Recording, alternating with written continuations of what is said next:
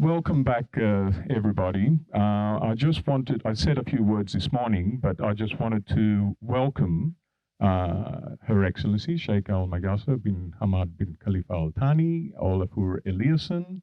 I was saying this morning, Your Excellency, that it's like a homecoming for us because, when we founded the conference in 2015, at the New York Times, you were and still are the founding partner. So it's always nice to come back to Doha. I know you were in Athens just a few months ago, and next year we're going to Florence.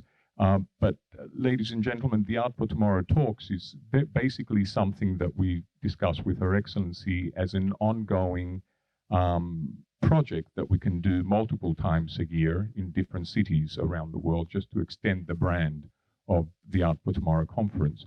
So Roslyn Sulcas from the New York Times, I hand over to you for this panel on the environment. Thank you, Achilles. Good morning, everyone. It's a great pleasure to be here and to introduce the two extremely illustrious speakers on this panel, which, as you'll see on the nice pink panel above us, is called Artifice and the Environment. Her Excellency Sheikha Al Mayassa bint Hamad Al Thani is the head of the Qatar Museums Authority. Her many initiatives include more or less single-handedly creating a film industry in Qatar, promoting fashion as a creative field in the region, revamping arts education in public schools, and numerous environmental projects. She spearheaded the development and building of 4 major museums in Doha since 2008, designed by some of the world's leading architects, and there are 4 more to come. The Qatar Museums Authority and Sheikha Mayassa are also responsible for cultural heritage in Qatar, and she's been at the forefront of an initiative to repurpose existing buildings for cultural purposes, like the Art Mill Museum, a future museum of international contemporary art, using a former flour mill on the Doha waterfront, which will be designed by Alejandro Aravina. And last but very much not least, over the last 15 years or so, she has initiated and commissioned major exhibitions and installations from some of the world's most notable contemporary artists. Obviously, she never sleeps. One of the artists she has commissioned is Olafur Eliasson, whose new project, Shadows Traveling on the Sea of the Day, opens in the rugged desert terrain north of Doha this afternoon, and I think many of us will have the chance to see it. We'll show some photographs and talk about the project a little bit further on. Olafur was born in Denmark of Icelandic parentage, and he's been based in Berlin since 1993. He's long been interested in the relationship between art and nature. He famously created a giant sun at the Tate Modern, which drew over 2 million people to bask in its glow. He has created waterfalls on the Manhattan and Brooklyn waterlines. He's dyed rivers and brought 10-ton icebergs made of compressed snow, some 15,000 years old, to Copenhagen, Paris, and London. He also has an extraordinarily eclectic artistic practice. In doing some research for this talk, I discovered that his Berlin studio has not only produced many publications, but also a rather appealing cookbook, an art school, an architecture practice, a charity, and fascinatingly, for a while owned a herd of Icelandic sheep. Our talk today is about what art can do for the environment, whether it can work as activism and make a real difference to our lives and our futures. Olafur, in a 2014 interview with the New York Times, you said, "People underestimate how robust art is. I am convinced that creativity is a fierce weapon." You've been using creativity as a fierce weapon for a long time, and I want to turn to you first and ask about your interest in ecology and the environment from a very, very early time, perhaps even before you founded your studio in '95. You had an unusual awareness of these issues. Could you talk a little bit about that and about some of the early projects which treated the subject? Thank you, and thank you for having me here. Thank you for coming, Your Excellency. Thank you for everything. And inside of that, I can also extend a thank to your great team, because I haven't had the opportunity to thank all of the many people who worked in the context of my projects and this particular project. And I just see a lot of them here, so this is a good opportunity for me to say thank you to all of you as well. So, and thank you for your question. I lived in Denmark and went to Iceland as a child, and my family in Iceland, being primarily busy in fishing, took to the countryside to spend holidays. So as a child, I spent a considerable amount of time in what is close to Arctic landscape. It is in that sense on the edge of the habitable. It is extremely cold and very windy, and it rains or snows. It is enough to, should you lose your way, it is enough to take your life in 4 or 5 hours, and so on. I got to care for this country because I hiked as I grew older, and as it was affordable also to hike with a backpack. And I spent a lot of time sort of contemplating as a teenager whether I should be a breakdancer or a hiker. It turns out that when I came to Qatar, it struck me I am again on the edge of the habitable. And again, there was a number of four-wheel drive cars behaving badly, driving outside of the road, very much like my childhood in Iceland. So interestingly, there was these similarities. The Icelandic horses was now replaced with camels. And I could see that there is something in common, which is the fragility of the country, as like Iceland, with very little temperature change, changes a lot. One can say the same here. It is a country that is culturally had to adapt a lot in order to live here.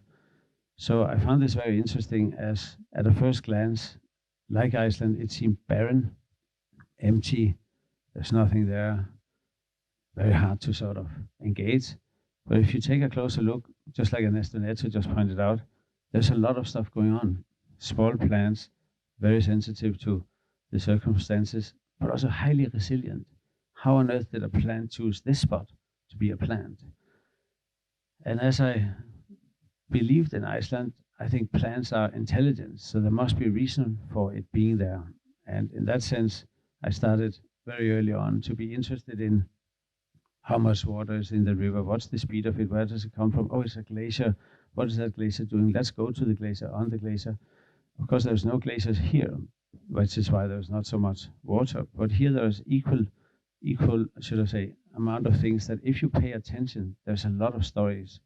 And the story of how people has organized their lives here is immensely interesting. I found the story of the people who moved through land, the Bedouins.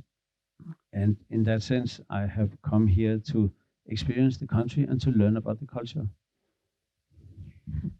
Thank you. I actually, I don't want to belabor the point, and I want to move on to Her Excellency in one moment, but I did want to, my question was partly about how you as quite a young man and young artist were interested in these issues. And I do wonder if you could talk a little bit about that you had a sort of awareness about climate change, about ecological impact and so on in the 90s, when no one was really thinking about this. I'm just curious about those thoughts and ideas. Yeah, but the truth of the matter is that I, in the late 90s, flew around on a small propeller plane documenting glaciers. Mm-hmm. And I documented them because they were beautiful and precious, and walking on them was very hard to take pictures of them when you're walking on them, which I did. I was documenting also the moulins, the the holes in the glaciers. And then before my exhibition at the Tate 3 years ago, I decided, surprisingly, acknowledging that it was 20 years ago I had done the first photos from the airplane, I decided to do the same again. And what struck me was the difference in what we know about glaciers in those 20 years. I was interested in '98 when I did the first series of photos of glaciers. I was interested in the fact these ones are so majestic and yet so vulnerable. I was not fully aware of, like very few people was in the late 90s, of the climate issue as such. Mm-hmm. I had a gut feeling that this is something very special. And 20 years later, like everyone else, we have gone through so much awareness building, for instance. Awareness building in the sense that now we know what's going on. We also largely know what has to happen. In 98, that was not the case. The Kyoto Protocol was only a few years old. Qatar joined that in 2005. So the world has changed immensely for those 20 years. And it struck me, my assistant in the plane, who was working for me in Berlin at the time as an intern, he was 20 years old. He was born when I did the first laser series. And he had his birthday when I did my second laser series. And, you know, looking at him, Linor is his name, was a testimony to the time that we passed. So when the climate sort of issue became more aware in the public, of course scientists have been doing this for a while. I realized, oh, I know about these things because I have lived in them. I have noticed, I have worked with them. I have worked with the sensitizing ourselves towards the fragility of nature. I also came to know that we should consider maybe not calling it nature anymore because it's already human-made or co-produced with human, or so we call it nature culture, like Donna Haraway would say. So I guess the truth is I was not really involved in that sense in the climate debate in the 90s.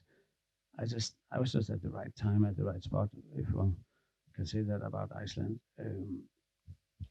Sheikha Mayassa, what about you? When you started thinking about the development of museums, the Museum of Islamic Art, that beautiful building that we're in, was your first project, big museum project, I mean, with IMP. Were these considerations in anyone's mind at that time, or in the early 2000s, mid 2000s, first decade, whatever you call that decade? Was it not really on the agenda? You mean the environment, or? So I was IMP son is here, Didi. Hi, good morning. So maybe he wants to answer that question after. But I got involved in this project later on. So I think for IMP, knowing how he works and the beauty of his aesthetics, I'm sure he considered these questions as an architect. But as a country, the environment has always been top on our agenda. We're a desert society. So it's a topic, I think, of great interest for everybody in the country and everything that we do. But the museum itself, the condition that IMP asked to come out of retirement, I don't know how many people know that he was actually in retirement when he started exploring the Islamic world to come up with this project. He had one condition, that he would build this area to be an isolated jewel from everything else that was being built around it. And because my father convinced him to come out of retirement, his wish was granted. And I think, I remember when we opened the museum, he said, I didn't realize how fast this country was going to grow. I should put more conditions, because the area behind, we started having office spaces and towers and all of that. And obviously for him, from an aesthetic point of view, that disturbed his vision of what the museum experience should be like. So that's my experience with the Islamic Art Museum. The National Museum, on the other hand, came from a desert rose landscape, which is very important for us as nomadic tribes. We have an exhibition opening this week on the move at the National Museum that talks about our Bedouin culture, how people moved around. And when people found the desert rose, they knew that there was water. And we knew that one of our main missions at the National Museum was going to raise awareness on environmental issues. Last year, we had an exhibition on the dugong. And I'm happy to see now on social media, the society has really started to become more aware of this important species and have become environmental protectors by default. They might even not realize that the impact of this exhibition has made them become more conscious of this. I mean, Shehzad was talking about this earlier. Art expands your consciousness, even if you may not be aware that process is taking place as you experience it. So that's a key mission to our organization. We have a number of exhibitions related to the environment being planned. Every year we have one exhibition or a public art installation that touches on that topic. Sheikha Mayassa, it's well known that there's a concern with the environment, that there's an active program about the environment in Qatar. But of course, there is criticism about the costs of building in the desert, building these big structures. It's has a high ecological impact on the environment. I know the World Cup, there's been quite a bit of criticism about the World Cup, what it's taking to build the stadiums, to water the pitch, all that sort of thing. I don't want to get into a sort of nitty-gritty defense of that. I know there's a carbon neutral policy around the World Cup. But I wonder what you say, broadly speaking, in response to these criticisms about building in the desert. I love the New York Times journalists. There's always double standards when it comes to the Arab world. Last time I was in Berlin, they questioned why the National Museum was delayed, although their museum in Berlin was delayed and still delayed. I don't think it has even opened. The what is it? The Pergamon?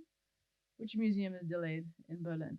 Anyways, so I think construction costs everywhere in the world. It's not unique to Qatar. It's not unique to the desert. Everywhere that there's going to be a construction, there will be a situation where there's a question of energy, a question of the environment. The desert takes more, I think, doesn't it? I don't know. Does it, Olafur? I would think so. But I think if you might allow me to add to the question, it is also about how do you host cultural significance and at what cost.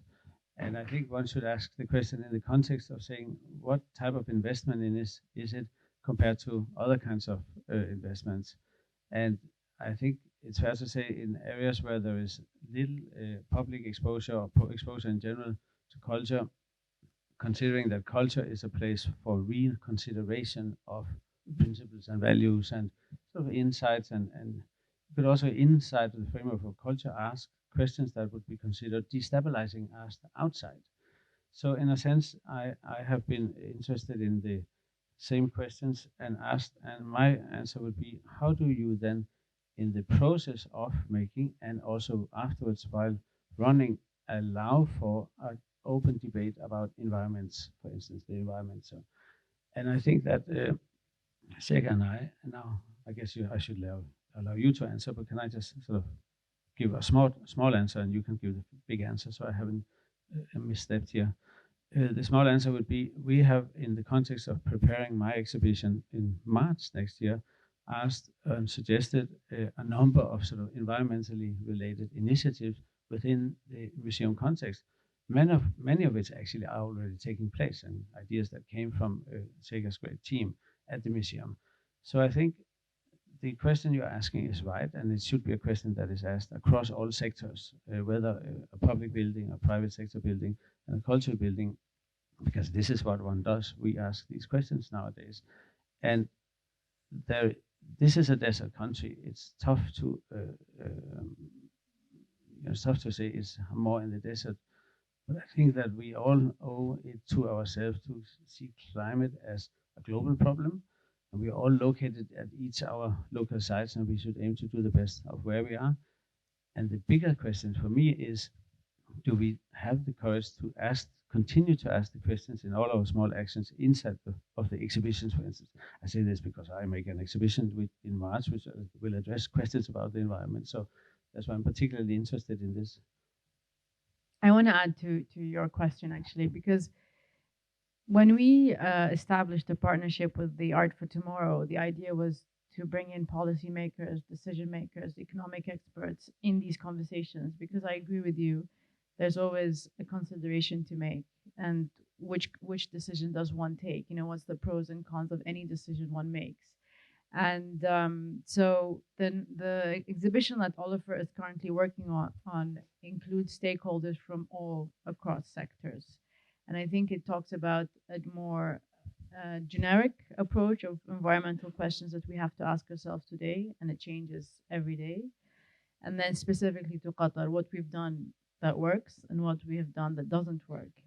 And you know, we're very happy to be criticized about things, because that allows us to then reflect on what are the things that we can really improve, and are there things that we can do, because we are limited with the environment that we have inherited. But at the same time, are there solutions? Are there new building technologies? Are there new ways to address these? And so for me, the challenge is never too big, because by bringing in people together, we're able to discuss these. And I think that's where the power of art becomes so important, because it's a neutral space. There's no intimidation. You may not know certain things. You may learn in the process. I mean, I'm so happy, Olafur, you're answering very long questions because long answers because we learn. I always learn so much from listening to Olafur because he's so involved in this topic, and that we hope that by involving the universities, the academics, the professors, the faculties that are here, not just in Qatar but the region, we can expand that knowledge and that conversation and see if we can do things better in the future. I want to come back to this idea about bringing in policy change through artistic activism, if you like. But let's come back to that at the end and talk more concretely for a few minutes, or as long as we have, about this project that we're going to see this afternoon. Because I'm curious about when the two of you met. Did you know Olafur's work? Did you immediately think that you wanted to commission something? Tell us the story of what happened. You want? So I was actually, when we opened the Islamic Art Museum, I was already a student, a graduate student at Columbia in New York, and I was taking classes on economic diversification, tourism, and culture because I wanted to make sure that anything I was learning would help me in my job. And so I studied also the New York as a case study in terms of what they have done for culture, public art, etc. And I think Tom Eccles curated the waterfalls. Am I correct in saying that or not? Part of it, anyways. So I studied like the work that Tom Eccles did, and that's why I then invited him to join my team. And I saw Olafur's waterfalls. And I then, a year later, I think 2011, I was invited by Victor Pinchuk on a panel at Davos, and he was on my panel, as well as other people. But I then invited him to Qatar, and he just looked at me, laughed, and never heard from him again.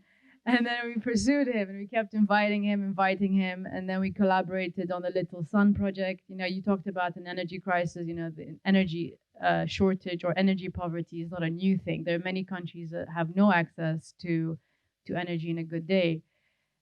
So then Olafur did come. I remember he came with his son in my office here at this museum. We talked so much, his son fell asleep. I guess he got bored. And I said, I wanted some waterfalls. So you're not going to see waterfalls today, but that's how the conversation began. And he began doing his research, visiting different places in Qatar. And every time he came, we had new installations. We had the Richard Serra that you spoke about earlier, East, West, West, East. We had the Damien Hirst Miraculous Journey. We had, the Urs Fischer. Every time he came, he understood what we were doing. He understood our vision. He saw the museums.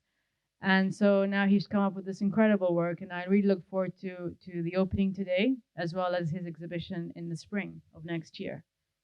Olafur, can you tell us a bit about the development of Shadows Traveling on the Sea of the Day? You have described it as an invitation to resync with the planet. Yeah, thank you. Should we show some of the pictures? Do we have them here? Yeah, why not? So I went around the country quite a bit. I was enjoying the company of a number of different people, archaeological, geological specialists of various kinds. I met people from the energy sector. I went to see the energy fields, the sort of oil fields that I wasn't really allowed to get very close to. I saw a golf course made out of oil by the British people. When they were working here, they made a golf course and grass didn't work, so they covered the golf course with crude oil, which dries up like asphalt. Played a little bit there, tried to understand, and so I familiarized myself with the sort of various parts of the country, and I then started to picking sites, and of course it turned out that some sandy sites, they move a lot because with the wind, somewhere was environmentally very sensitive because there was a particular kind of plants, and gradually we found out, and there was a great process, we found out where to be. No, is the screen? Yeah, why don't you just flip through the images? I will start saying something about that. No, so this was a long process. I came back a few times actually, and in that process, as we had already spent 7 years, it's not really true that I never answered. I mean, I do think that I answered. Our facts are different. He thinks he didn't answer. It just doesn't get through to Her Excellency, and so by the time we met, I was wondering whether you recognized me, but you actually did. In all fairness, yes. So I came here, and it was very interesting, as I said, with regards to what I talked about in Iceland. And so I was also lucky to meet various ministers, and I was able to talk to their people about things that I was interested in learning on. So I was preparing to the best of my skills, and I ended up finding this site, which I found particularly nice. I just want to see, oh my God, look at that. Isn't it funny? It looks like a computer rendering, but it's actually a photo. It's a photo that Ivan Bahn made only a few days ago. That's where I was when you opened the art mill. No, I think you can just flip through. I recommend you go and see it. I promise it's different than when you're there, because it just looks like a scene from June. Let me just see them myself in this big format. So essentially, I, of course, at the same time as we do in my studio, also started thinking about the environment. What is the environmental footprint? How do we do this in the best possible way? Should we produce it with a company in one place and ship it? Should we find a local company who can produce it here? And we balance out the questions you were saying, like how does one do things nowadays? We talk to the people about it. We talk to the people who are working on the ground, how to best be sensitive to the landscape. How do we not drive everything over with cranes like 100 times to ruin every single plant there? So as one does nowadays, because I don't want to single myself out as being unique in that sense, sensitizing oneself to the local environment was a big part of this as well. And there is at the distance various other houses. There's a village, there's a sort of heritage fortress, the Zubara fortress, and you sort of see it on the horizon, sort of shimmering in the heat. There's a little bit of structure that at some point was a military, now it's not military again. I was like, what is the military doing there? But that one can always ask anywhere, right? And then it was not military anyway. But I did somehow realize they are everywhere, right? It's not just on the horizon. They're probably, So it's interesting. This desert land is so spectacular, so beautiful. But there's all these other layers, all these untold and told stories as well. And the other day, sadly, before I got there was a sort of herd of camels, a Sudanese camel herd that came, and they took rest because there was shadows. There was shadow there. And just yesterday, while we were photographing, there was workers from a construction site not far away who came, I think it must be street workers. They came and they took rest under the shadows as well. As you can see, when the sun shines, this is very early in the morning, actually, just before the sun gets up. When you're sitting under them, it's a little cooler because there's not a lot of places with shadow. So that, I kind of lost track of your question. How did I make it? Yes. But how did you go from waterfalls to this piece? Yes. You keep asking that. Yeah, because I still have my answer. Because waterfalls are extremely energy consuming, and I didn't want to sort of go into exact that project until I have a justifiable way of doing it. And that's why we went to the solar plant. You remember? That's why we also are looking at desalination processes and what and how does desalination work, because that's going to become a big opportunity to be a sort of regional or global leader. Desalination. I keep saying divest into desalination. So I have my views on things. It turns out that desalination is not that easy as I thought, but I am going to make a desalination project in the context of our exhibition, as I've told you a few times already, and in March, and it's so exciting. Salt is so exciting. So, and the water which has no salt is so exciting. If you go to the mangroves, which I can really recommend, there's this spectacular walk on a wooden path out into the mangroves. Mangroves are trees that grows in salt water, right? It takes up the water. There's so much to say about them. They take up the water and then they get rid of the salt on the leaves. So it sort of spit out the salts. I happen to believe that plants are intelligent, at least as intelligent as us. They just don't have a brain, but they should be qualified as more than human status and having rights of personhood and so on and so forth. So you have these leaves that's full of salt crystals. It's amazing. It's like unbelievable. And then they keep the water, of course, and do the plant thing with the water. I would like to do that in my show, but of course it turns out to be really difficult because I'm not as smart as the plant. And there's not a lot of people who can do that. Desalination in that sense, right? The plants has done it with very little use of energy. It's very efficient. And I see all these desalination projects, which has become a big thing here, which I think is really great. But they are not yet there with regards to competing with the plant, right? As it is, nature is just like one step ahead of us. But Olafur, I'm going to drag you back to Her Excellency's question. How did this project develop? Yeah, but so what happened? So can you said, I think you should now finally do something. We have talked so long, and then I did it. Yeah, and I also think, I mean, the same goes with Ernesto Neto. When I invited him, I had seen his major installation at the Park Armory, and it was a playground with spices. I invited him specifically for that, but he came up with 2 different works. So I'm actually joking when I say where's the waterfalls, because what we actually like to do is when we invite the artist, have him learn about our heritage, our culture, our programs, and have that conversation and wait for him to react to our invitation. So I'm not sad that we don't have waterfalls. As Olafur described, that was the time and age where it made sense for him to do it in New York. Whereas here it's very specific with key messages about protecting heritage, but also protecting the environment. So you'll see it this afternoon. It's an incredible project alongside 2 other installations in the north, Simon Fatal and Ernesto Neto. The reopening of the Zubara, or enhancement of the Zubara heritage sites, and the opening of the village of Ain Muhammad just across from Olafur's installation. But allow me to add, I realize I haven't really answered. I apologize for that. And thank you for stepping in. I was saving you, but you can answer. The truth of the matter is, I wanted to do something which hosted people. I was very much focused on, well, how does one feel present? Because it's not very easy to be outside of the comfort of a climate-controlled car.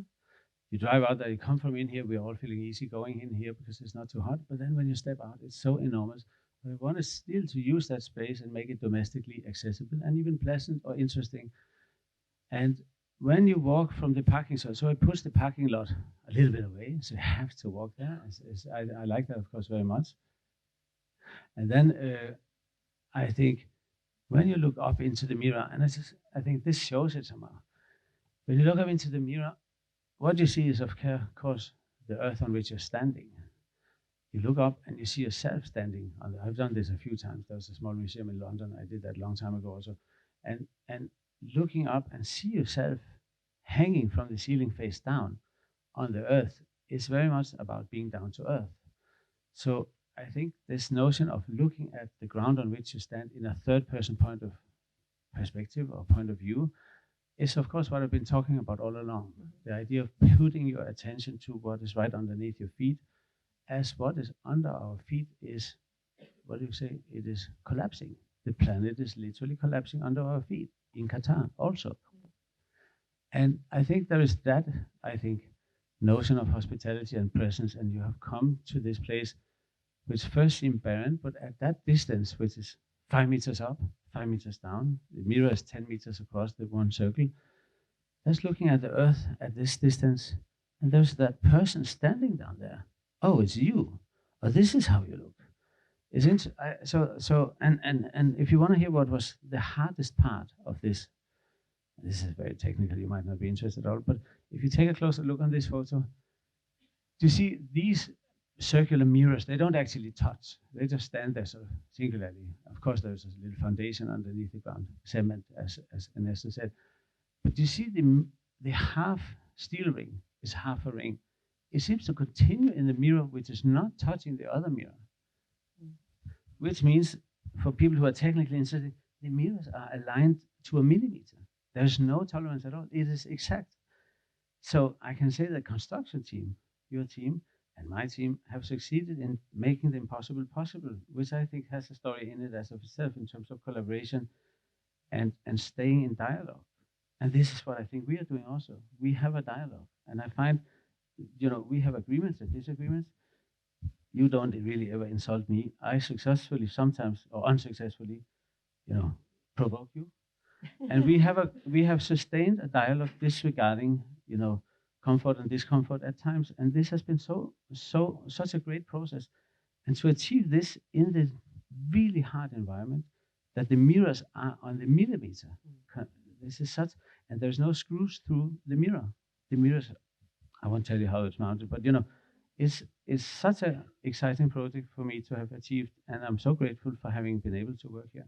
No, thank you. Can I say something about this work, because the pictures don't show this? Your original idea included rings in the water. Remember? You had some of them in the sea. Oh, right, yes. And then we changed location, and that was no longer possible. Yeah. And then remind me, we wanted to have this ready before the World Cup. Which we have. Yes. But isn't that one of the reasons why you have 22 pieces? Or isn't that the case? 22, what does that have to do? Oh, is it the year 22? Yeah, 22. Is it the amount of football players on the pitch? No, it's the year. No, so... yeah, total, right? 11 and 11, that works. Yeah. No, no, actually, if you take the top view, I have it here. Let me just share some other detail. But I'm just conscious about people not necessarily being so... Oh, I'm sorry, I turned it off. Do you see there is a pentagon in the middle there? Do you see that in the cluster there's a pentagon in the middle? That pentagon, when you're in a pentagonal space, or in spaces that were made of parallel rooms, and there is a number of so let's say geometrical or algebraic systems within the Islamic algebra that works with what I in this case calls a quasi-crystalline structure. So this could be an informal settlement. I mean, it could look like the way that you would organize a Bedouin camp, right? There's normally a sort of center space. There's a sort of more prominent tents with the. Then there's this sort of informal spaces. Maybe the camel herds, the camel out, the one who looks after the camels are further away. And I looked at these kind of structures that would be traveling through the desert. How are they organized? What's the hierarchies? What's the little plaza in the middle?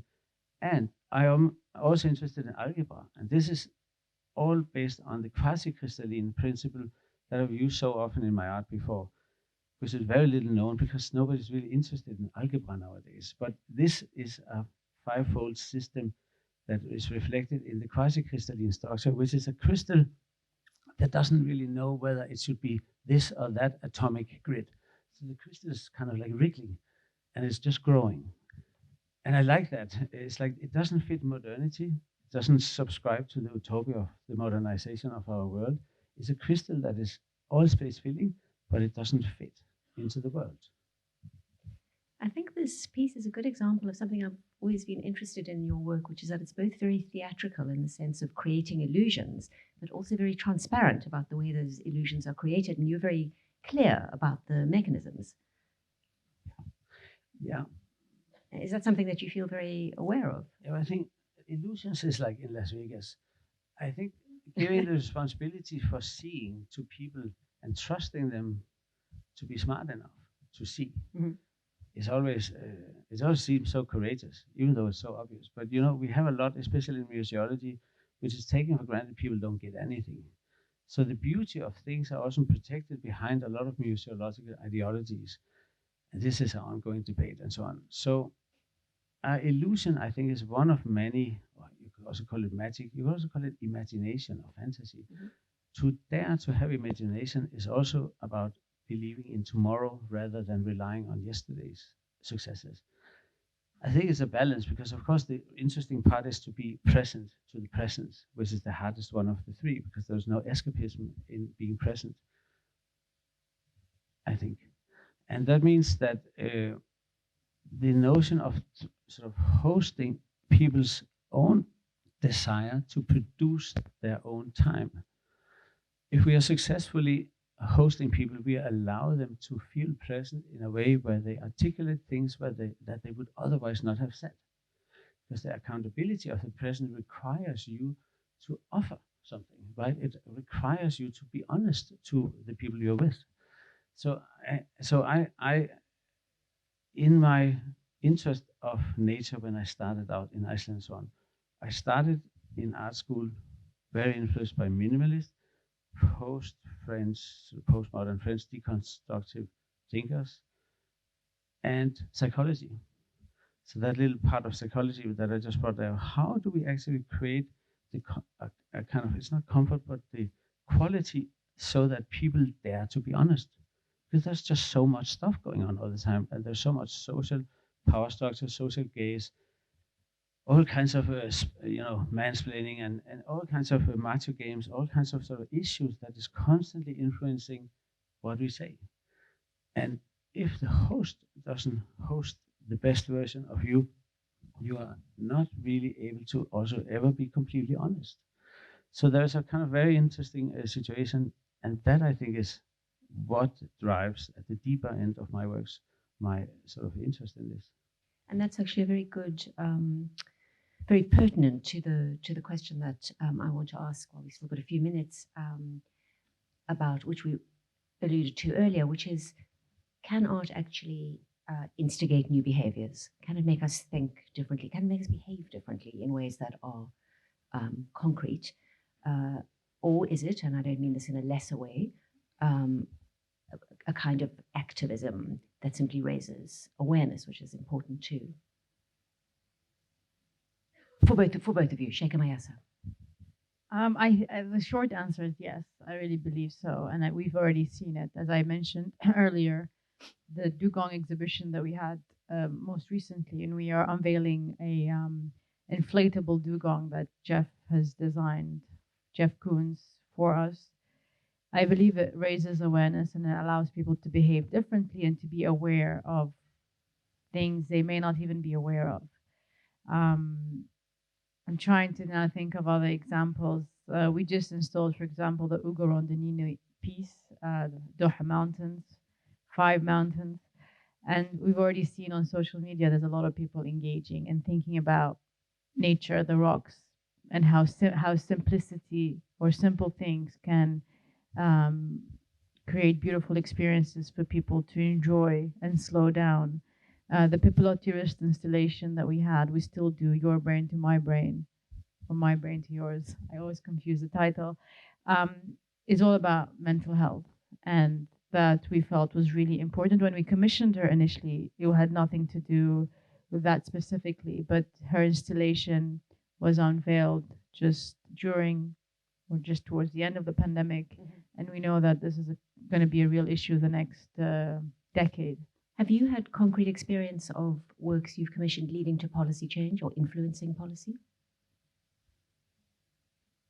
I mean, it's with Qatar, we're in a very unique position because I think we're changing policies all the time. So, and I'm involved in multiple stakeholder meetings, so it's very difficult to separate.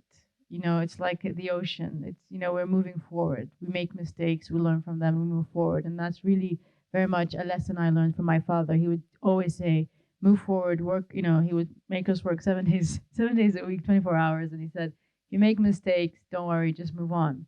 And I think that's a policy that, or vision we've embodied as a nation. And I do think all of our projects, one way or another, has influenced policy. Specifically, it's very hard for me. You're asking the wrong person, but maybe if you ask other people who benefited from their experiences, it could give you a better idea. Olafur, what about you? Well, most certainly. I think it's also, it's no different here than anywhere else in the world. And culture as such fosters complex discussions. I think activism is a faster pace of addressing a specific topic, often addressing the need for change within that topic, more like as a fast track. Art is a much slower way of creating contemplative spaces that host more complex discussions. And also, I think, prevent a degree of polarization, where there's like the kind of binary opposition thing. And I think it's important that we transit away from what is often supported by the media of presenting everything in a binary polarized way, because it's the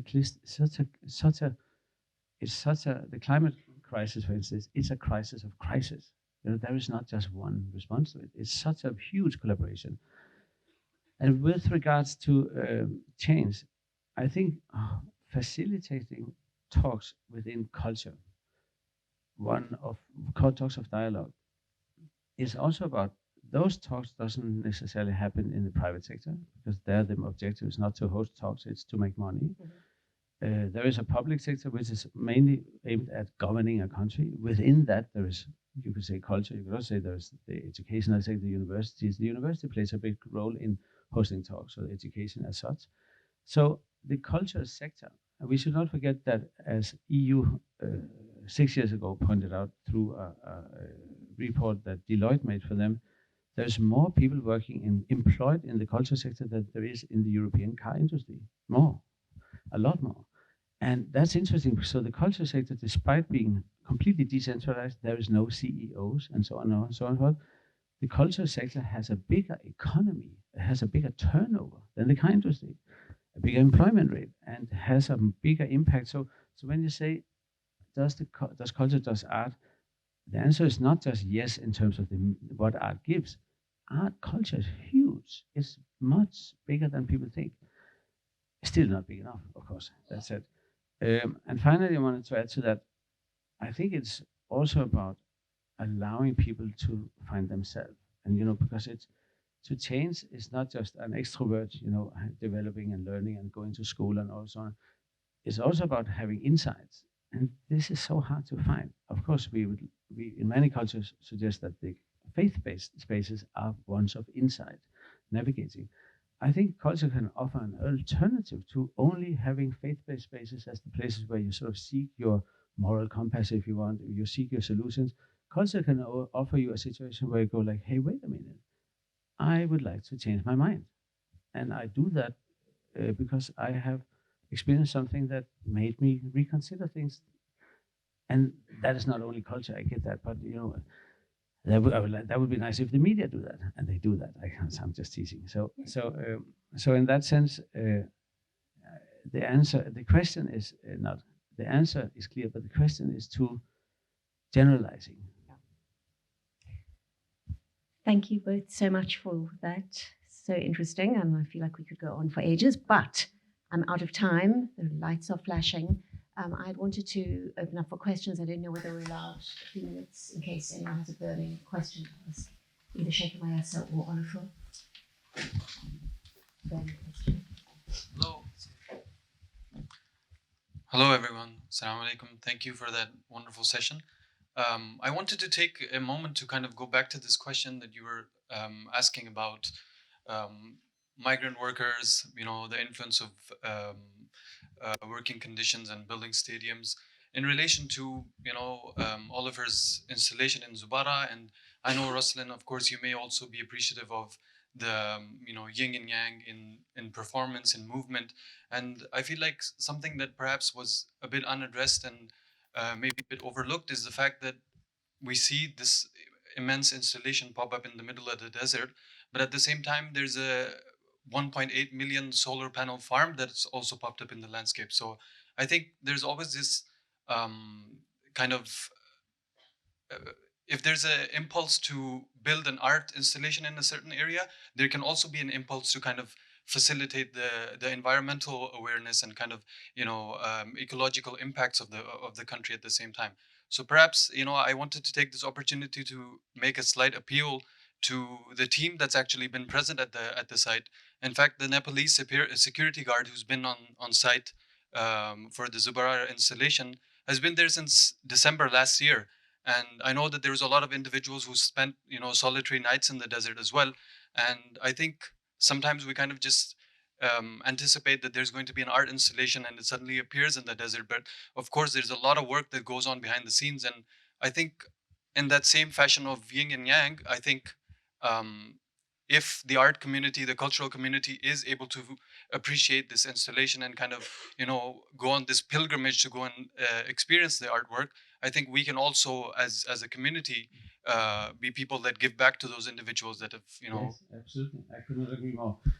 We have, and my team has been present with the local team, and you're absolutely right. There's been very interesting people working at the sites, and we have come to know them lately more and more, of course. And we have also come to know that it's not very easy to put people from India together with people from, I think it was, because there was one was Palestine, but there was two others.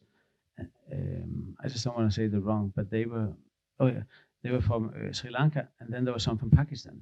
And of course, they were just not easy to come into a team. But Ilya, who works for me, who is an architect, who's been the one project responsible, he also then talked to them and also realized, well, there's not much he can do about it other than try to host this complex situation and address openly, instead of not articulating the elephant in the room, talk about, well, what is the reason for you having difficulties? It was really only 2 people. But that influenced the construction site a lot. It kind of created a bad mood. And the reason for working very late is often because it was too hot in the day, and there was these other considerations. And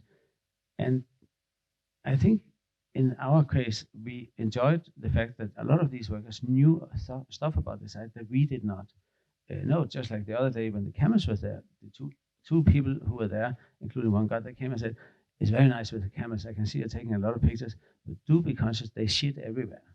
And that's so interesting that is what they brought to the table, because when the cameras left, it's just like shit everywhere. And of course, that was also nice in a sense. But as we're having the opening today, it's just nice that it's not like chic mirrors and so. So, but there is just couldn't take everything away. But it's also a part of it, the camera's footsteps. But it's more about what types of knowledge do you comply. I think we have from the beginning, and it's also even addressed at the very outset of our collaboration. I don't think there's any question about it, like workers' condition and so on and so forth. And of course, I started talking and working with Sheikha already 9 years ago. That then is right, 9 years ago. And I followed the process of what's going on in the media, and I have openly discussed that with Sheikha, and you openly discussed that with me. And so your question is not, I think, backstage. It's not the topic that I primarily have focused on, because I work with environment and climate. That has been in a bigger scale and in a super local scale. So being conscious of the things you asked, which I think I am, I have mainly focused on another topic. I also haven't specialized in this, but I have familiarized myself as a person of responsibility, participating in the global debate, and I have also a responsibility, even though that is not the prime narrative of this particular artwork. Thank you. I think we probably are out of time, over time, so we'll stop there. But thank you both again very much for a very informative and interesting conversation. Thank you so much. Thank you.